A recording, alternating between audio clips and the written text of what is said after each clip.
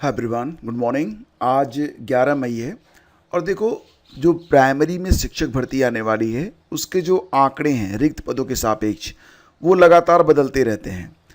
कभी भी आप ये नहीं देखोगे कि कोई नई न्यूज़ आए तो उसमें जो रिक्त पद हैं उसमें आंकड़े जो हैं वो बदल कर ना आए। जैसे कि इस बार जो आंकड़े सामने आ रहे हैं प्राइमरी के लिए, तो प्राइमरी में बता रहे हैं कि मात्र 27,000 पद खाली हैं।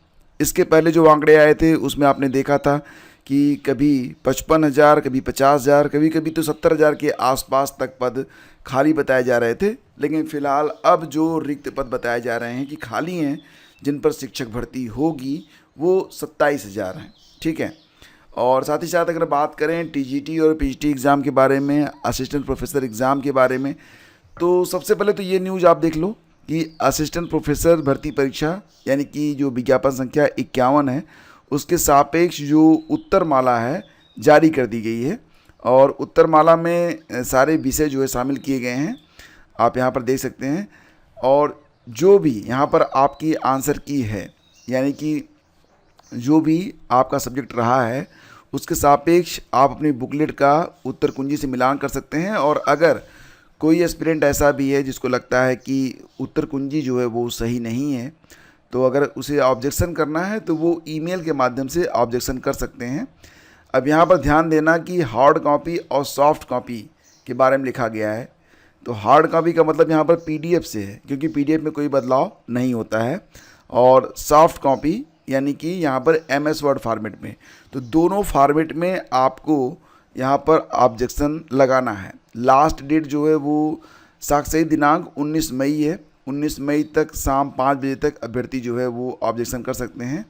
ईमेल आईडी है upessc.grievance@gmail.com और संलग्न प्रारूप के साथ सुस्पष्ट पठनीय साक्ष्य स्कैन करके यानी कि पीडीएफ फॉर्मेट में अधिकतम 200 KB का बनाकर इसे अपलोड करना है। और उपर्युक्त ईमेल आईडी के अतिरिक्त अन्य किसी ईमेल आईडी पर ये अगर आप साक्ष्य अपलोड करते हैं तो वो कंसीडर नहीं किया जाएगा। तो फिलहाल तो ये बात हो गई यूपीएससी विज्ञापन संख्या 51 के अंतर्गत जो उत्तरमाला जारी हुई है। अगर उस पर आपको ऑब्जेक्शन करना है तो आप ऑब्जेक्शन कर सकते हैं। लेकिन अगर बात करें कि नई भर्ती कब तक आ रही है, तो देखो, नई भर्ती के बारे में जानकारी ये प्राप्त हो रही है कि नई भर्ती में पहली बात तो ये कि पदों की संख्या लगभग 1,000 के आसपास रहने वाली है। जून में इसका जो अध्याचन है असिस्टेंट प्रोफेसर का 15 से 20 जून के बीच में अध्याचन शिक्षा सेवा चयन आयोग को भेजा जाएगा। तो जून में अध्याचन मिल जाएगा। जुलाई अगस्त में हो सकता है कि आपको नया विज्ञापन देखने को मिल जाए। वैसे आयोग के सूत्रों के अनुसार माध्यमिक शिक्षा विभाग की भी अशासकीय माध्यमिक विद्यालयों में टीजीटी और पीजीटी की जो रिक्त पद हैं उसका अध्याचन जून के आखिरी सप्ताह में शिक्षा सेवा चयन आयोग को उपलब्ध करवाया जाएगा। तो इस बार जो टीजीटी के लिए पद खाली हैं उनकी संख्या 20,745 है और टीजीटी के लिए जो कुल पद हैं वो 4,384 है। मतलब लगभग यहाँ पर 4,400 के आसपास जो पद हैं वो खाली हैं पीजीटी में। ठीक है। अब यहाँ पर ध्यान देना कि दोनों को जोड़ कर देखा जाए तो लगभग 25,000 के आसपास पद खाली हैं और वहीं पर प्राइमरी में जो पद हैं वो 27,000 हैं। तो ये आंकड़े जो हैं वो ये बताते हैं कि अंतिम रूप से आंकड़ों में बदलाव अभी भी संभव है। हो सकता है कि पद जो हैं भले ही यहाँ पर आपको 25,000 शो हो रहे हैं, वो 10,000, 12,000, 15,000 पर ही जो विज्ञापन है वो जारी हो, क्योंकि हर बार ऐसा ही होता रहा है। जब भी विज्ञापन आता है, अगर आपको याद होगा, तो पहले तो पदों की संख्या बहुत ज़्यादा बताई जाती है, लेकिन जब विज्ञापन आता है तो आते आते आते आते मामला जो है वो काफ़ी कम पद हो जाते हैं। लेकिन उम्मीद है कि इस बार टीजीटी और पीजीटी में कुल मिला के लगभग 12,000 पदों पर विज्ञापन जारी हो सकता है या 12,000 से अधिक भी पद हो सकते हैं। हालांकि ऑफिशियल डेटा जो है 24,859 का है। देखना ये होगा कि विज्ञापन कितने पदों पर जारी किया जाता है।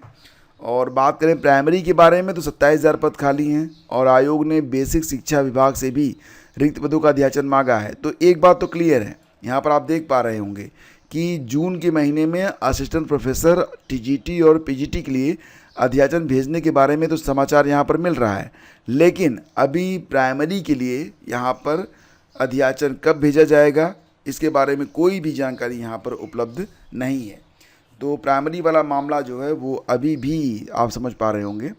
खैर, टीजीटी भर्ती के लिए आयोग फिर मांगेगा केंद्रों की सूची, तो अभी हाल ही में आपने देखा था, कल एक नोटिस वायरल हुई थी। फ्रेंड्स, यहाँ पर आपने देखा था कि इसके पहले टीजीटी की जो परीक्षा स्थगित की गई थी 14 और 15 मई वाली, उस पर डेट भी लगाई गई है कि जो री एग्ज़ाम होना है, यानी कि जो पोस्टपोन डेट है, वो फिर 21 और 22 जुलाई को परीक्षा करवाई जाएगी। इसके बारे में नोटिस भी बाकायदा जारी की गई थी। लेकिन जिला अधिकारियों के पास टीजीटी और पीजीटी के लिए जो परीक्षा केंद्र मांगे जा रहे हैं, उसमें अभी फ़िलहाल एग्ज़ाम डेट के बारे में कोई भी इन्फॉर्मेशन नहीं है। क्या मतलब निकलता है इसका? क्या 21 और 22 जुलाई को आपकी परीक्षा हो पाएगी, या फिर अभी जो बात कही जा रही है जिलाधिकारियों से कि परीक्षा के बारे में, ये नोटिस आपने कल देखा होगा, बहुत सारे लोगों ने कहा था कि ये नोटिस फेक भी हो सकती है। मुझे भी लगा था कि ये नोटिस फेक है, लेकिन नहीं, ये नोटिस फेक नहीं है। यहाँ पर ये कहा गया है, समस्त जिलाधिकारी को जो पत्र भेजा गया है परीक्षा नियंत्रक के द्वारा, उसमें कहा गया है कि आयोग द्वारा प्रशिक्षित स्नातक संवर्ग यानी कि टीजीटी की लिखित परीक्षा की नवीन तिथि निर्धारित की जाने के उपरांत पुनः परीक्षा केंद्र उपलब्ध कराए जाने के संबंध में अलग से पत्राचार किया जाएगा। और ऊपरी लाइन यह है कि उपयुक्त विषयक आयोग द्वारा टीजीटी की लिखित परीक्षा दिनांक 14 और 15 मई को आपके जनपद के विभिन्न परीक्षा केंद्रों पर कराया जाना प्रस्तावित था, किंतु आयोग द्वारा उक्त आयोजित की जाने वाली परीक्षा को अपरिहार्य कारणों से स्थगित कर दिया गया है। मतलब ये है कि जिलाधिकारियों को जो जानकारी दी जा रही है उसमें बस इतना बताया जा रहा है कि परीक्षा जो 14-15 मई को थी, ये परीक्षा जो है फ़िलहाल अभी स्थगित कर दी गई है। लेकिन जिलाधिकारियों से ये नहीं कहा गया कि आप जो है 21-22 जुलाई को हमने परीक्षा की तिथि नियत की है, तो 21-22 जुलाई का जो है डेट आप फिक्स करें। तो यहाँ पर जो मैसेज सामने आ रहा है वो ये है कि फ़िलहाल अभी तो अभ्यर्थियों से और ऑफिशियल नोटिस के मुताबिक परीक्षा 21-22 जुलाई को हो रही है, लेकिन जिला अधिकारियों तक ये जानकारी अभी नहीं दी गई है। देखो, इसमें कई सारी टेक्निकल ग्लिच भी हो सकती है, ठीक है। दोनों ही नोटिसेज आपकी सही हैं। 21-22 जुलाई को भी आपकी जो परीक्षा है उसके बारे में नोटिस आयोग ने ही जारी की है। जिला अधिकारियों को पत्र भी परीक्षा नियंत्रक ने ही भेजा है। अब इसका कई मायने भले निकले, लेकिन आप लोगों को ये मानते हुए अपनी तैयारी को आगे बढ़ाना है कि आपकी जो परीक्षा हो रही है वो 21 और 22 जुलाई को ही होगी और 21-22 जुलाई को ही करवाई जाएगी। और रही बात ये परीक्षा केंद्रों की, तो परीक्षा केंद्रों के बारे में आपको पता है कि 18 और 19 जून को पीजीटी की परीक्षा है। उसके बाद परीक्षा केंद्र जो है क्लियर कर लिए जाएंगे, क्योंकि परीक्षा केंद्र जो है वो ऑलरेडी क्लियर हो भी चुके हैं, ठीक है। तो ये सारी अपडेट जो है वो शिक्षक भर्तियों के बारे में निकल कर सामने आ रही है। थोड़ा सा आगे बढ़ते हैं फ्रेंड्स। तो मूल्यांकन पर सवाल, गणित में दे दिए एक समान 33% अंक, तो परिणाम में गड़बड़ी से परेशान यूपी बोर्ड के परीक्षार्थी। तो यहाँ पर बात है ना कि एक जनरल तरीके से कॉपियों को चेक कर दिया गया, और बहुत सारी छात्राएं ऐसी हैं जिनके हाई स्कूल में नंबर काफ़ी अच्छे थे, लेकिन इस बार केवल पासिंग मार्क उनको देके पास कर दिया गया, या यूँ कहिए कि चलता कर दिया गया। ऐसे अभ्यर्थी लगातार गृहांचल में पहुंच रहे हैं, शिकायतें दर्ज हो रही हैं, उसका निस्तारण कराने के बारे में यूपी बोर्ड प्रयास भी कर रहा है। लेकिन कई बार ऐसा जो है वो देखने को मिल जाता है कि बहुत बड़ी संख्या में जो अभ्यर्थी होते हैं वो इस बात को लेकर शिकायत करते हैं कि उनकी कॉपी का मूल्यांकन सही तरीके से किया नहीं गया है। तो यूपी बोर्ड में ये बात जो है निकल के सामने आई है।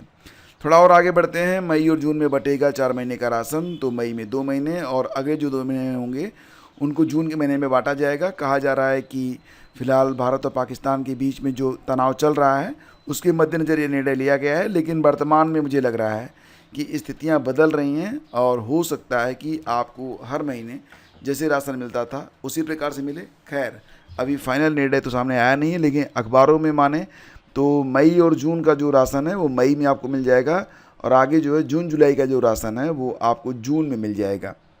तो ये बात यहाँ पर कही जा रही है।